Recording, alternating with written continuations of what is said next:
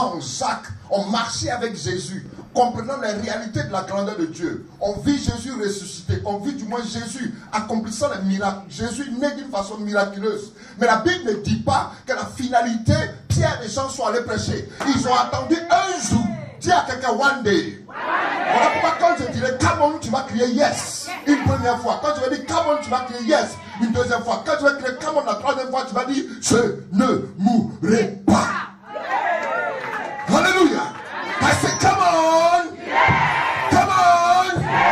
Come on. Je ne mourrai pas.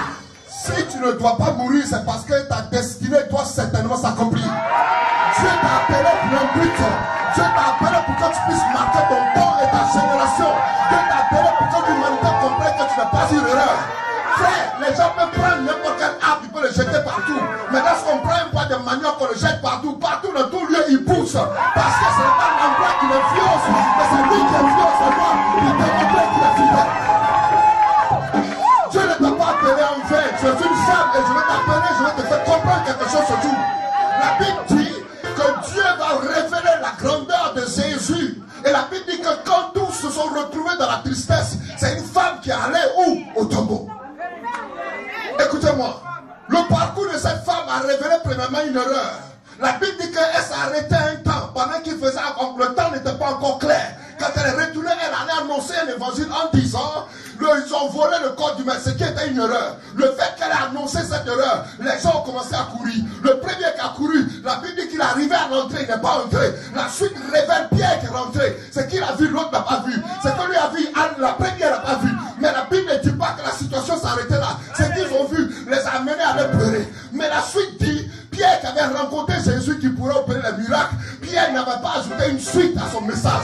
Parce que s'il annonçait Jésus mort, qu'il n'était pas ressuscité, ça veut dire que la finalité de l'humanité s'arrêtait là. Il fallait qu'une femme allait voir la résurrection pour aller annoncer la suite de leur message. Tu as une suite à nous annoncer, frère. Tu es une femme et tu as une suite à annoncer aux hommes. Le message de l'apôtre Jean, l'apôtre Pierre allait être limité. Il fallait une suite, la résurrection. Les gens ont daigné déclarer des paroles à l'endroit d'une femme. La Bible dit qu'ils ont distribué les héritages. Et il y avait 7 femmes. 7 femmes dans le livre de Josué, le chapitre 17. Elles ont daigné se présenter à Josué pour dire non. Dieu a dit, c'est vrai que l'héritage devait être destitué, devait donner aux hommes. Mais nous réalisons que nous refusons cette parole. La Bible dit que le fait que ces femmes soient prises cette décision, Dieu a consulté, rentré en lui-même et il a changé le décret. Ça veut dire que tu es une femme. Tant que tu ne parleras pas, la situation de ton foyer ne changera pas. Tant que tu ne parleras pas, la situation de cette église ne changera pas. Tant que tu ne diras pas un mot, le monde ne se lèvera pas. Il faut seulement que tu te lèves et que tu déclares que ce sera possible pour cette église tabernacle.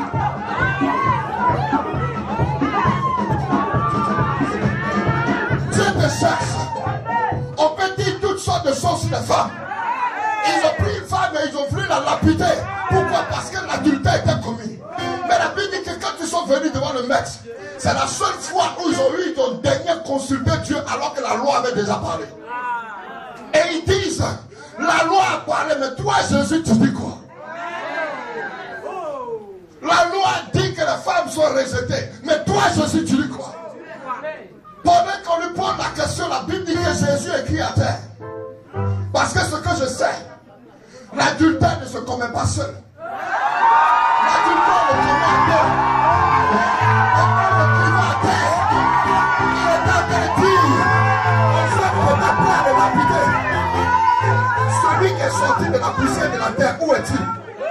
Parce que ce que je sais, l'homme est sorti de la poussière de la terre, mais la femme est sortie de la côte.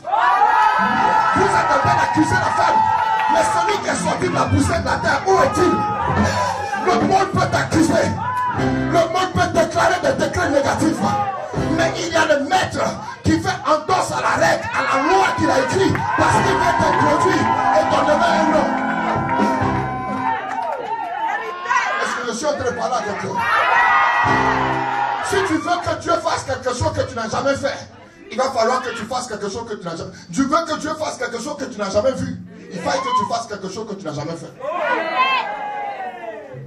Parce qu'on aime crier, c'est vrai. Mais quand il s'agit de faire des choses qu'on n'a jamais fait, on veut voir Dieu faire au-delà de ce qu'on n'a jamais vu. Mais très peu posent des actes pour aller plus loin. Écoutez, Anne était une femme. Mais la Bible dit qu'une femme était la persécutée. Mais Anne n'a pas été enceintée par Elkanah.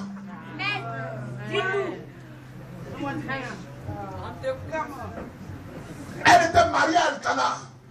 Depuis combien d'années elle vivait avec lui, elle n'a jamais pris de grossesse. La grossesse, elle a pris dans le temps.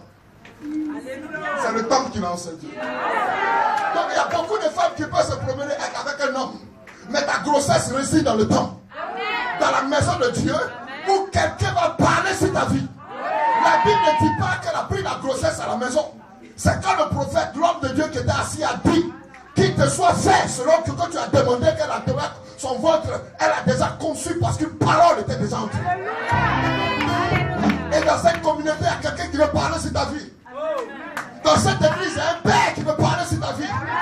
Peut-être que je ne sais pas ce que tu as de vivre dans la vie, mais il y a quelqu'un qui veut parler sur ta vie.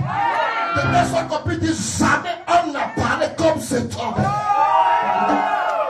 Je ne sais pas depuis combien de temps tu es marié.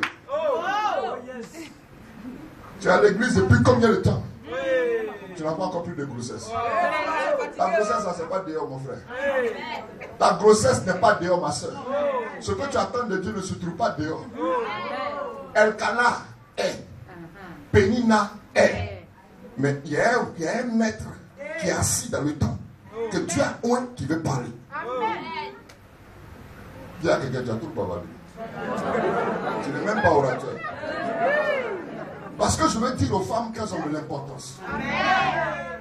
Ce que je sais, c'est que dans le ministère de Jésus, toutes les femmes apportaient. Les femmes étaient dévouées. C'est l'identité qu'on leur a présentée. Elles le font parce que c'est naturel. Elles le font parce qu'elles ont le cœur pur. Elles le font parce qu'elles croient au ministère d'eux. Or ici, il y a plus grand que Jean-Baptiste. Ici, dans cette salle, il y a plus grand que Jean-Baptiste. Parce que Jésus même l'a dit. Ici, il y a plus grand que Jean-Baptiste. Et je crois que nous sommes tous ici réunis pour un but. On a une vision, la grandeur. Celui qui voit petit, tape quelqu'un puis qui ne marche pas avec moi. Parce que c'est une loi spirituelle que j'aime. La folie de Dieu est condensée dans ce que le monde ne peut comprendre. Si tu peux comprendre Dieu aujourd'hui, tu seras le futur de demain. Ton futur est déjà préparé. Mais tant que tu ne comprends pas Dieu aujourd'hui, tu seras totalement perdu. Donc la folie de Dieu, c'est de cacher. Et la grandeur de Dieu, c'est de trouver ce qui est caché. Nous allons bénir Dieu. Dis à quelqu'un, nous allons bénir Dieu. Ton amour doit t'exprimer au-delà de ce que tu avais déjà arrêté pour venir ici. J'ai vu des femmes se livrer pour lui. Quand Jésus est dans la croix, le corps lui dit, je veux partir avec toi, mais tout le monde s'est arrêté. Je ne veux pas que tu marches comme Pierre qui suivait Jésus de loin. Je ne veux pas que tu agisses comme Judas. Parce que si Jésus disait à Pierre, c'est Judas qui va me tuer, je crois que ta mission allait s'arrêter. Je ne veux pas que tu sois celui qui va freiner ce que Dieu veut faire. Et ce jour, je veux que ton cœur se libère. Parce que louer Dieu, c'est bon. Danser Dieu, c'est bon. J'ai dansé dans le monde. J'ai fait toutes sortes de choses dans le monde. Quand je suis arrivé dans le Seigneur, j'ai créé une danse pour Jésus. Mais au-delà de la danse, je sers Dieu en prêchant. Au-delà de la prédication, je veux servir Dieu avec ce que j'ai. Ce que j'ai, ça peut être mon moyen financier. Ce que j'ai, ça peut être mon temps. Et nous sommes là pour Dieu. C'est un temps que nous avons mis à part pour le Seigneur. Or, dans ce temps-là, Dieu dit de l'adorer avec tout. Adorer, c'est poser un acte.